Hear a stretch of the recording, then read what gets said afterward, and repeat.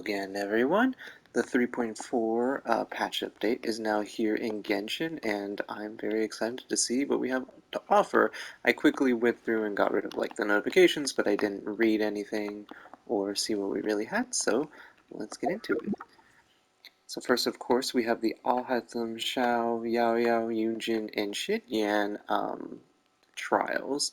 I haven't done any of these, so let's do Haitham's real quick, see how he goes.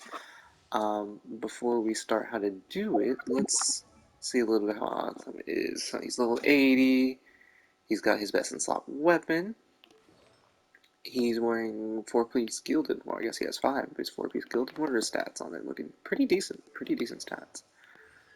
C0, his talents, whatever. So let's actually go ahead and look at his talents real quick. So this is called Universality in Elaboration on Form. So rushes forward, dealing dendro damage to nearby opponents. When the rush ends, causing a chisel light mirror to form, holding the skill will cause it to behave differently. I believe this works like Kaching's, like E and hold E. So hold enters A mode to adjust the direction. I'll have the treasure check. Yep. So when the skill is unleashed, Haitham will generate one Chisel Light Mirror. If there are no mirrors at this time, he will generate one additional mirror. Chisel Light Mirrors will have the following properties. When he possesses Chisel Light Mirrors, Haitham's normal charge and plunging... Oh, I hit the wrong button. Normal charge and plunging attacks will be converted to dendro damage. This cannot be overridden. When attacks of the aforementioned kind hit opponents, the Chisel Light Mirrors will unleash a projection attack that deals AoE dendro damage based on the number of mirrors on the field, and a total of 3 can be there. So essentially, it works exactly like Kaching Z. You rush forward, you get an infusion of that element, and the only additional thing that Haitham has over it is that he gains these Chisel Light Mirrors, and depending on how many he has, depends on the attacks. So obviously we can see the kind of damage calculation on here.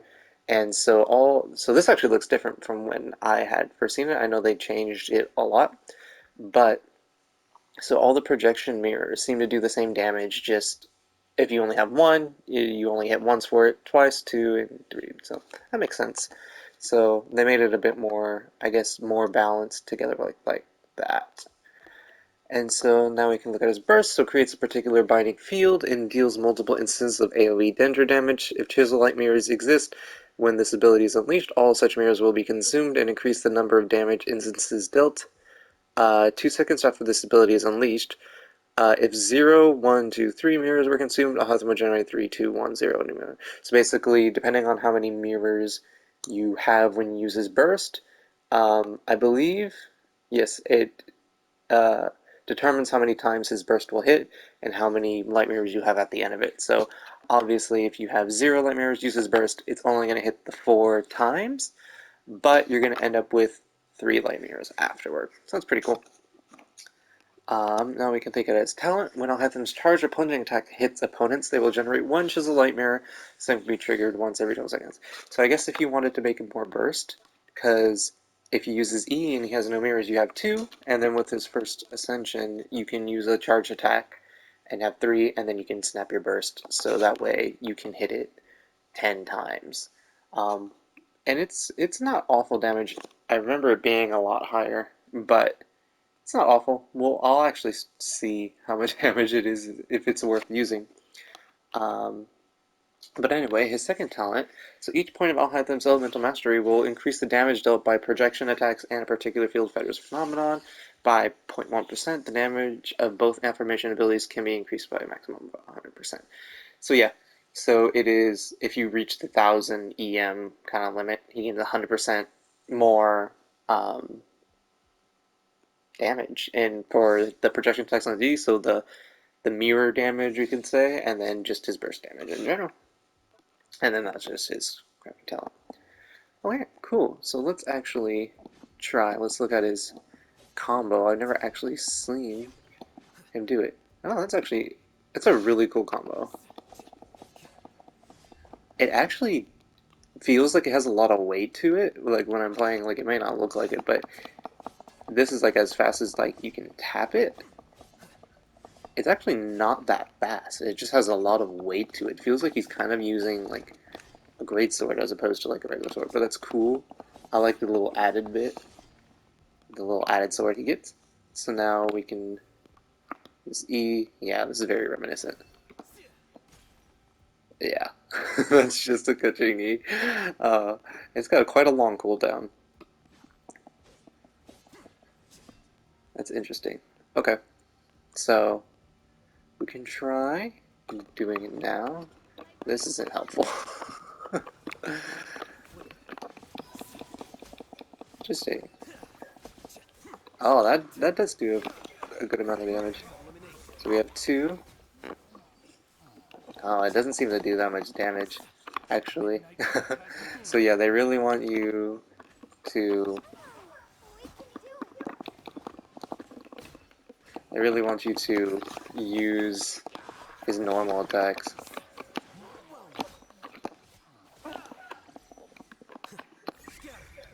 Now we only have one mirror. Interesting.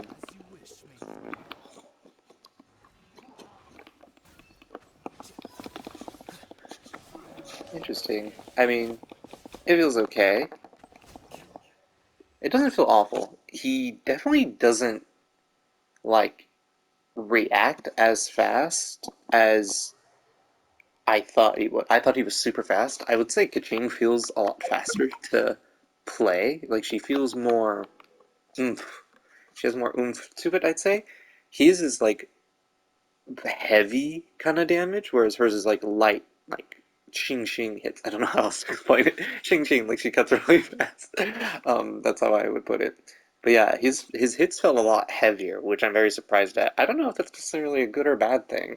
It definitely feels different to do the normals compared to Kaching. It feels slower, but also heavier. It's a very interesting thing. But anyway, I'll do Xiao's trial another time just for the gems, honestly. But the other new character we have Yaoyao. So let's actually see how she goes. So let's read what she does. Let's see what her coverage at. Level 80, and she has 30,000 health. Interesting. She has a Favonius Lance. Okay, that's good. That doesn't surprise me because looking at her kit, it looked like a lot of it was surrounded by a burst, so it makes sense why they give that to her. She's wearing 4-piece Deepwood. Okay, cool. C0 and talents. Okay, no one cares about the normals. So her skill is called Raffinus Sky Cluster. Calls upon Uruguay, sorry if I mispronounced that, Uruguay throwing mode, a special device created by a certain adeptus to help Yaoyao solve her problems. The skill will be used differently in hold mode, so enters aiming, so yeah, the hold is just aiming. So Uruguay throwing mode throws out a white jade radish that will explode upon hitting characters or opponents, dealing dendro damage to opponents within a certain AoE, and healing characters within the same AoE based on Yaoyao's max HP. If a radish does not hit either the opponent or character, the radish will remain where it is and explode on contact with a character or opponent, or it will explode after its duration expires. UI throwing mode will choose its radish throw targets. If all nearby characters have more than 70% HP remaining, then it will throw the radish at a nearby opponent. If nearby characters have 70% or less HP remaining, it will throw a radish at the character with the lowest HP percentage remaining. If no opponents exist nearby, UI will also throw white jade radishes at characters if they all have more than 70% HP and less than 100% HP remaining. Otherwise, it will throw radishes into the area at random. Okay, so essentially, I'm interested to figure out if, so I might, for her, because she's a healer, I might let the team use damage. So will they throw it at them if all of your teammates, it says nearby characters, so I wonder if that is implying your party in single player, because obviously in co-op it works different. But I'm interested to see, so say your Yao Yao was at 78% health, but you had a your Barbara got smacked in the face by a Meadow Troll and she was at 30% HP, would it continue throwing out your character to heal Barbara? That's what I'm interested in. And so the damage is really low, on her skill at least, and the healing is 2.7% plus 310. That feels really low, especially even at a level 8 skill. That feels rather low. But anyway, let's look at her burst, which is Moonjade Descent. At the enjoyment of certain Adeptus, Yugoi's full potential can be unleashed in an emergency, dealing dendro damage to nearby opponents and entering in some senses, Unsurpassed Adeptal Legacy State. Oh, I keep doing that. White Jade radishes generated will be changed to heal and deal damage according to this skill. Explosions will heal all nearby party members, and the danger damage that they deal will be viewed as elemental burst damage instead. Okay, so that will give you like some reason to like build the difference. So it summons Yugoi jumping mode at intervals until their limit has been reached. The behavior of this version of Yugoi is the same as that of Yugoi throwing mode in the elemental skill, Rapid Sky Cluster. A maximum of 3 Yugoi jumping mode can exist at any one time. Yaoyao's movement speed is increased by 50%, and Yaoyao's danger resistance will be increased. Cool. And let's look at it. So this damage is a lot higher, and the healing is ever so slightly more. It all still feels very low, but maybe it's because in this mode there could be up to, what is it, 3? Yeah, there'll be 3 hitting you, so you can multiply this times 3. So the healing will be 3 times more, and which bumps it up to like almost like a little under 10%, and then a little under 1,000, so I guess that's better. And then the damage is a lot higher anyway. So, and you can multiply it by 3. Cool.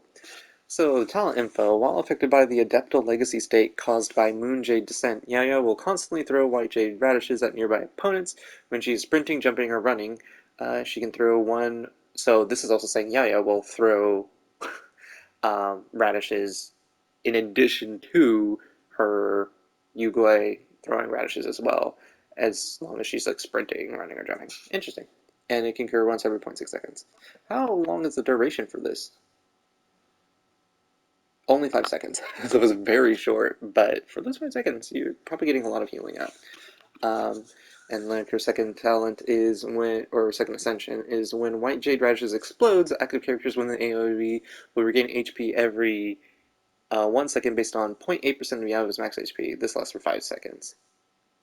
So I guess like even when like they hit opponents, or if they're just on the ground and they explode, um, you will get this effect, which does help a lot more.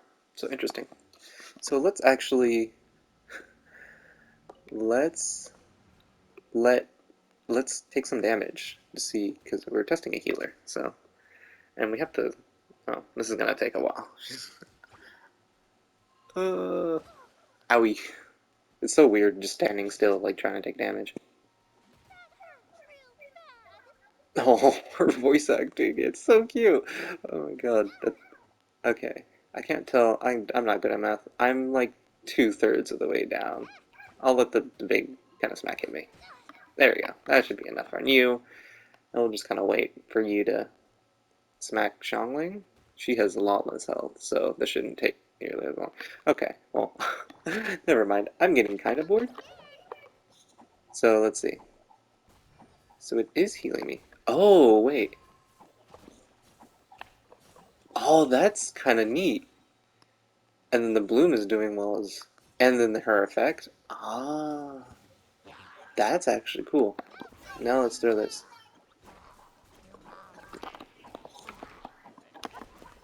Oh, this is actually kind of fun. It's very funny looking. It's very funny looking.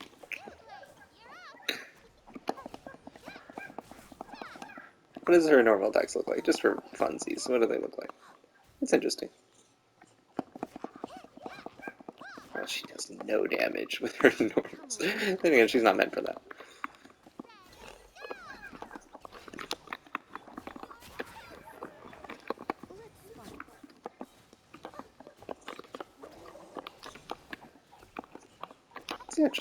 It's actually decently fun. I like the animation of it throwing.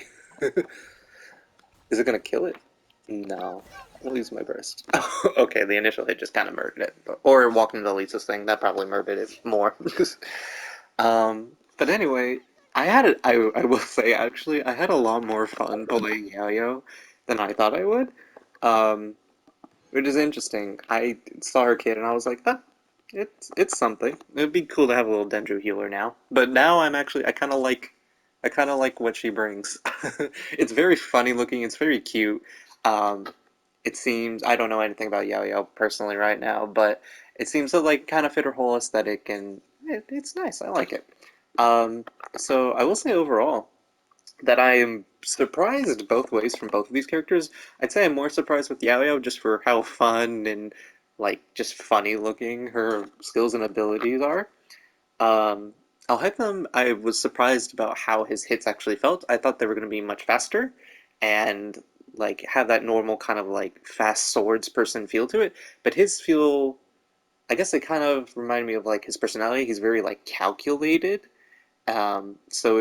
I guess that's a good way to put how his normal attacks feel. They feel like they're fast in the initial swing, but the interval between them feels very calculated. Like he's not just swinging rapidly and randomly. He's very much just timing it to fit how he thinks he should deal damage, which is interesting. I His kit is complicated, and I didn't definitely play it the best.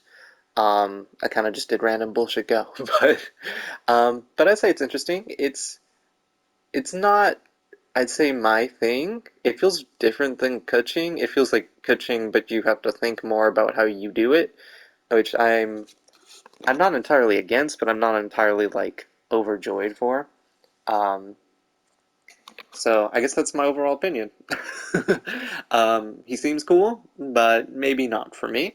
Yo-Yo seems a lot more fun than I thought. Maybe still not for me. Like I don't think I'd pull for her, but maybe because Lantern Ride is coming, maybe I'll pick her as my 4-star just because she's new and it would be cool to have her in case I ever do want to build her.